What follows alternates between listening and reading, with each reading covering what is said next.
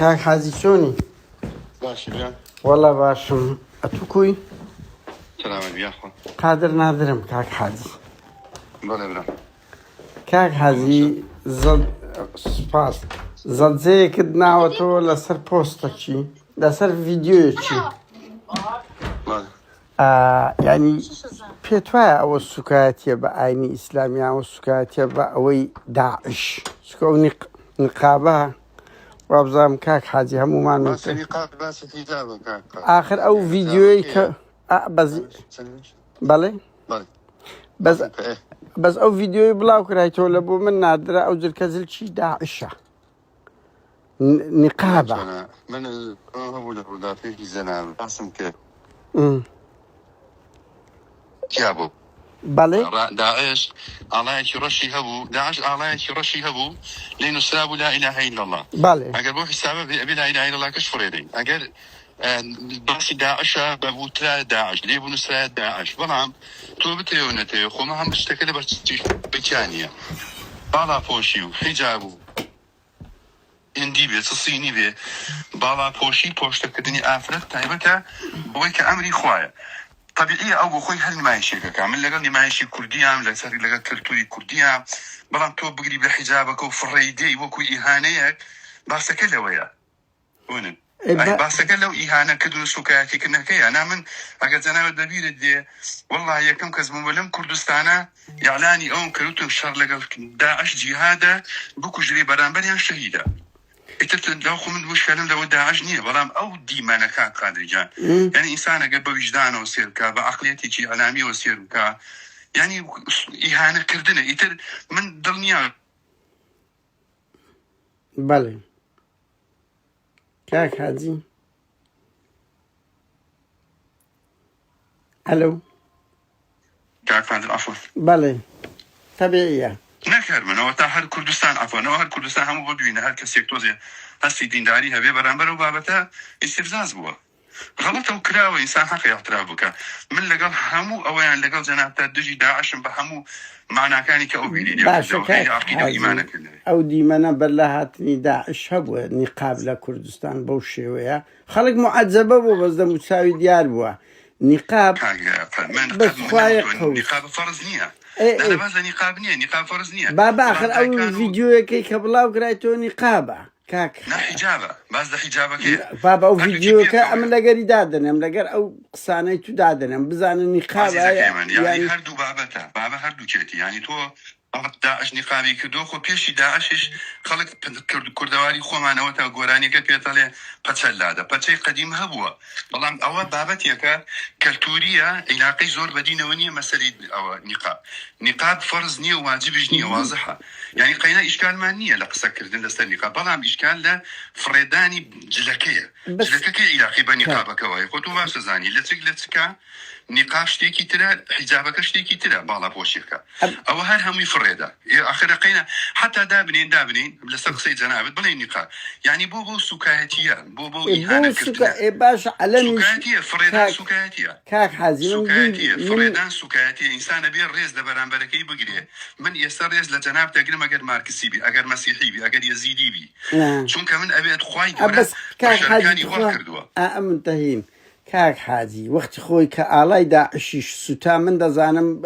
دوو بەرپرسی باڵای ئیسلامی دنیا خراکرد لە ناوە ڕەوشی نووسرا لا ئیلاهە ئیلا الله بابە بەو ئاڵایی میلەتە کوێران کرا جەریمە کرا ئێستا ئەو نیقابەش داعش دایهێنا گەشەی پێدا ئەنگۆ بەز ئەتخوای قەوت ئێزە ئەمە چرکەن یعنیەوە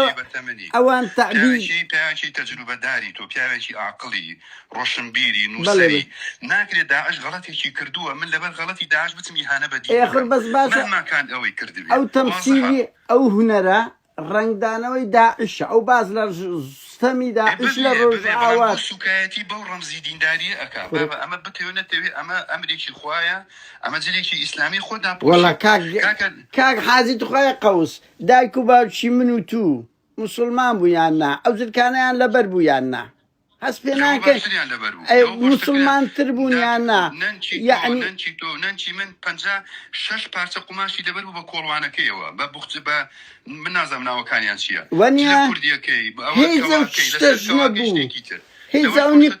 النقاب و شتێکی ئیسلامی ئەمە ڕسمی داچ خۆم لێدایە وەختی نوێژەکەەوە لە فەیسبووکەکەم سیرکە دەموچاویشی لەو گۆڕێ و نوێژیش دەکاو ئەو کێشانە هەموو ئەنگۆ وەکو حیزبی ئیسلامی سیاسی خی قەوس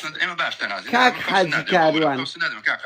ئاخر بە ئەم بە پەیامەکەم بگێنم لا من بيامك ما جينا عفونك تو تلفون كنوا بيامك يا نقاب لإسلام يكن فرض نية واضحة وإما بحادي باس نقاب أنا كدوا همو يقطو بقرا يق نقابي تانية باز لنقاب نية مشكلة كده باز لنقاب نية مشكلة كده فريداني جليك بابا وباز لو ذاك جلي داعش فريدة دان نخير نيوتو باز داعش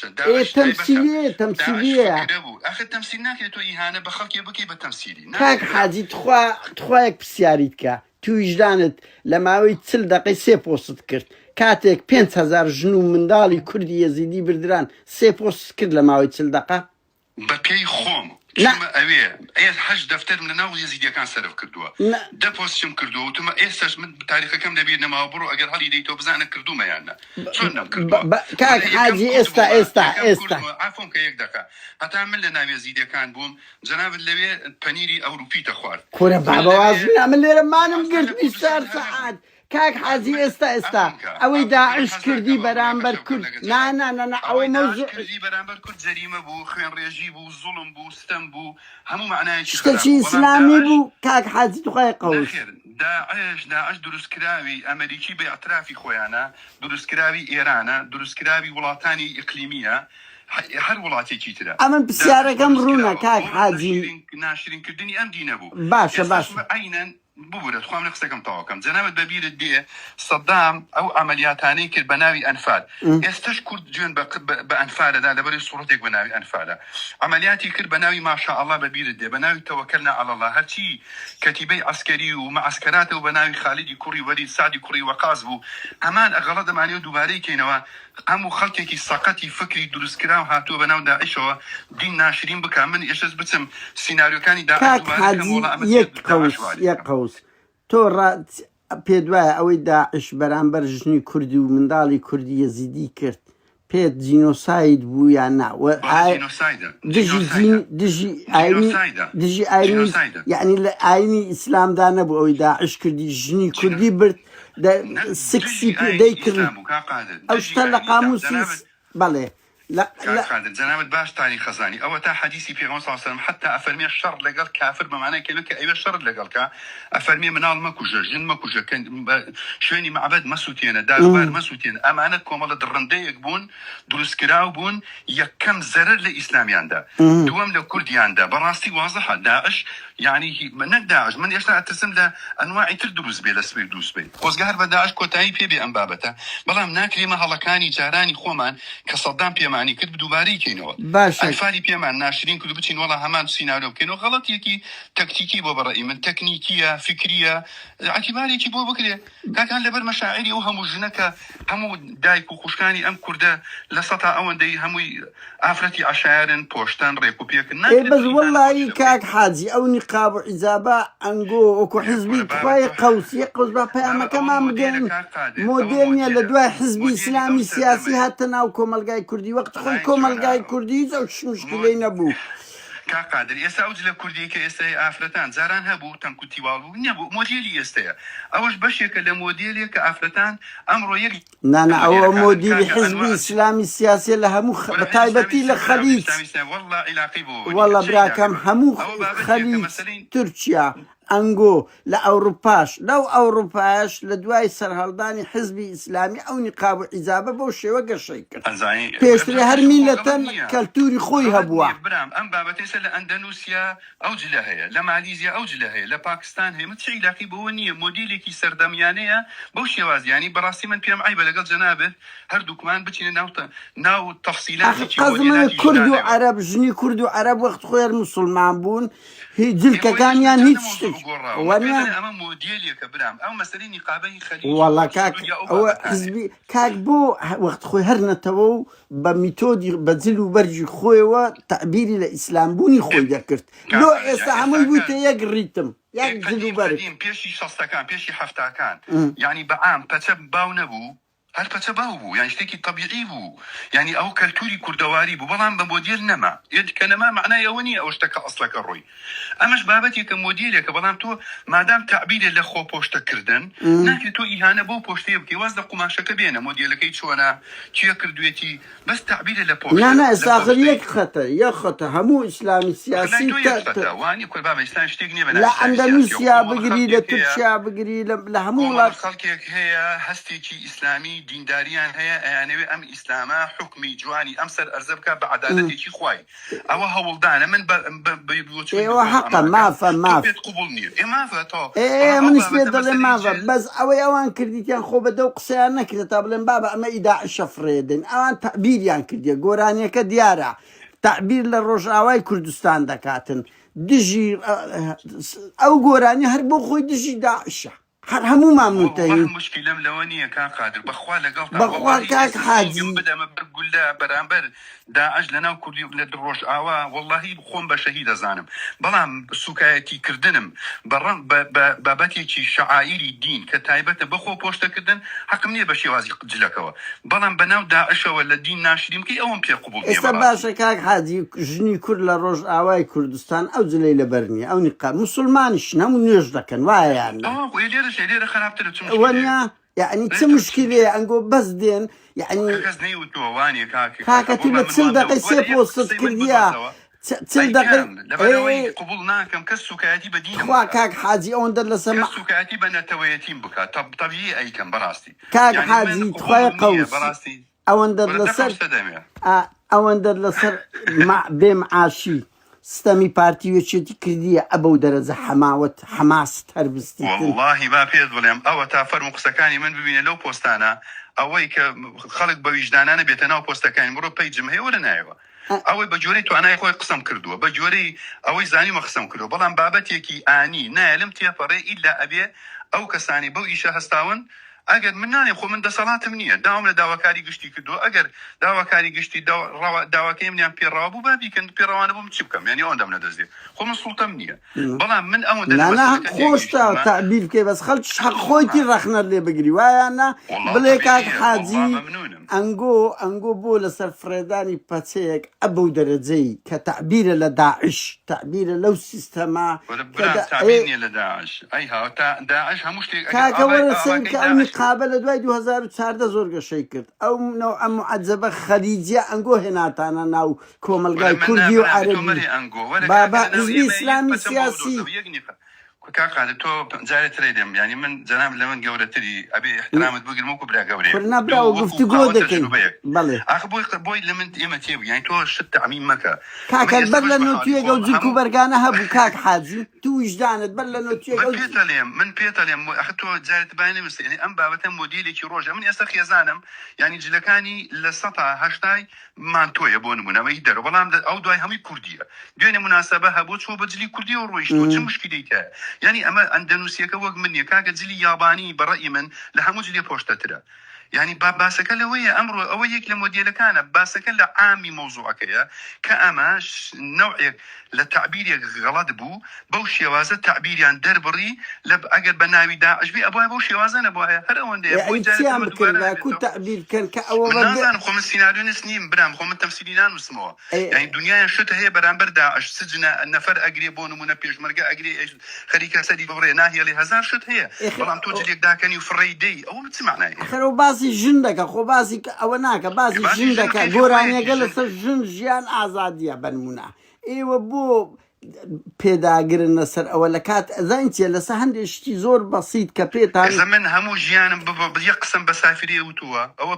30 ساڵە لەناو ئەو میلەتەیان خەریکی بانخوازیم یەک قسەیەکی نەکاڵم بە ئافرەتێکی سافری نەوتوە غەیری دوعا خێر و قسەی باش نەبێ کاکە ئینسان ئازادە لای بەس من ئەوە پێ قبول نییە کاکە هەزاران ژنی کورد لە ڕۆژئاوا کوژرا کاک حاجی چەند پۆست لەسەر کرد بنمونە ژنی کورد لە شەڕی دژی داعش کوژرا خوا خوێنی ئەو ژنە کوردانە گرنگتریان پەچەیەک گرنگترە من ئەو ژنانی کە تۆ باسیەکەی زیاتر لە 1500 عائیلەم یارمەتی داوە زۆر بەشی هەمی لەو ڕاتی لەسەر شەڕوانانەی کورد کاک حاجی بەڵێ زۆریش ئازان و بەغیرەتن ئارە وەڵڵی ئازان بەغیرەتن لە دەیەها پیاوی ام لا او لا بغير الترن انا والله يعني دفاع يعني كرامتي مروفي والله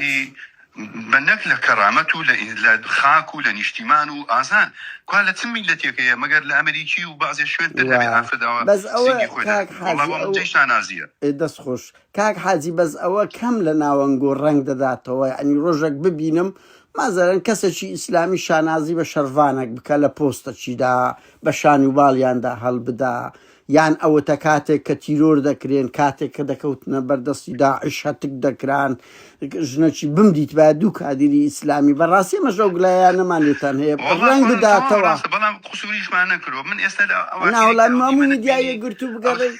كاك حازي أو كاتي تكاكي عندنا يعني براسي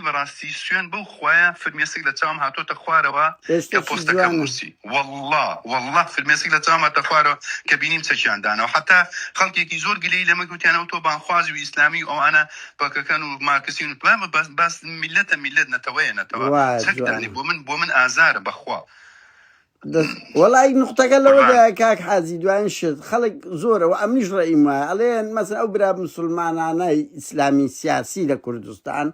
يكم كوملك دا هناني خليجي هنا يدنا وكردستان كبيشتري ناموب ولا كومل جاي كردي بوشي ونبوا دو أنقول سبتيك زور بيتيك تسن بلام خين درجي قتلوا عام دكري كومل كوجي دكري أو حماسة أنت ذا نابينا إيه والله كاكا للرجاوي كردستان سن كومل كوجي كرا ورا ميديا يقرتم لو بينوا كاكا ورا كاك حاجي أو أمنتين أما تحداد كما يقرتو إسلامي إداني جينوسايدي كردي يزيديان كرتبي بلغي كم لو بينا باشا والله كايتي ومن اساس زمانكين ما بيدنا 2004 مانجي هجبو باشا برو اگر ببيدم دي كراوه بهموش يوازي كراوه كاك حاج اصلا كمن رويشتم بو ابي خوا ازاني خوم لي ماما هشت روجي ريك خوا ما بوين دس خوا ازاني بقينا اي من شيء عملي مان هي نقلنا تنها من دلم بلاغي سياسيه قرتو اداني داعش كلبيك كردي يزيدي جينوسايد كردبه وهو مع تخيل معلوماتك كنا بيك رجنا من نسي تو أزاني استمن لا يعني من يعني بانك ذا محكمة السليماني لبرو داعشي كان قرتبو نابي من لا هنا هبو لا تيلور كردنا هبو نبي بوكوش من لا داعشوا إيه دزانم داعش كسي قبولنيا إيه كسي قبولنيا كاك قاعدة قبولنيا كابراي ماركسي رقيلة منها كابراي إيه كاك داعش أبو زولاني لقد زولاني يكتريان خلاص كنو رينجوه كاد ميتودش كنا بس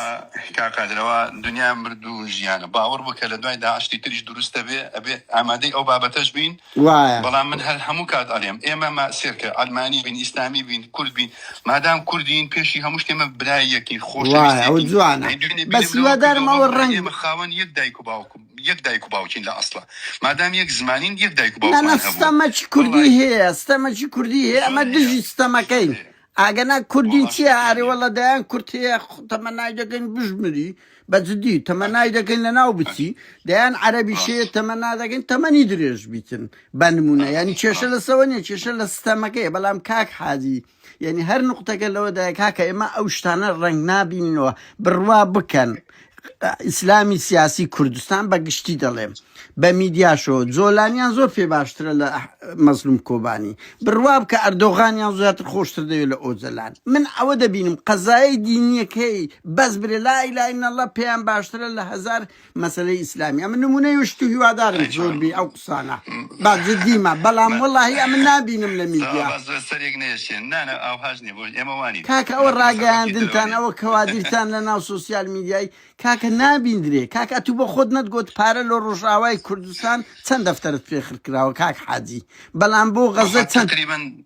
السبكم آخر أو الرنجدانوي زماورتانا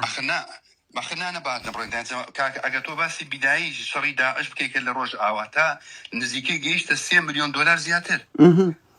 بۆ خەم پارەیە کاکە ئەو مەبلەغە 3 ملیۆن دلار بێزگە لەو هەموو شاحینەیە زیاتر لە 300 شاحینە بەس ماوەتمان بردووە لەگە 3 ملیۆن دلار ئەوە کەمە نانەوە باشە بەس ئەخر لە ڕۆژ ئاواش وەزعیان گەلە خراپ بوو کاک ڕۆژ ئاوایە باسی ڕۆژ ئاوا بوو کاکادن باسی ڕۆژ ئاواکەم ئەو یەکەم بوومە لەرزەکەی ئەمە ئەخیرە شەڕی دووەمی کە هین هاتەوە بڵین ئەفرین و ئەوان کە چۆڵیان کرد شەڕی یەکەم کە لەگە حکوومەتی سووریا و دوای داعشات لە هەر سێ مەرحەلەکە فریان کەوتین ئەگەر بە حساب و بە دەقیقی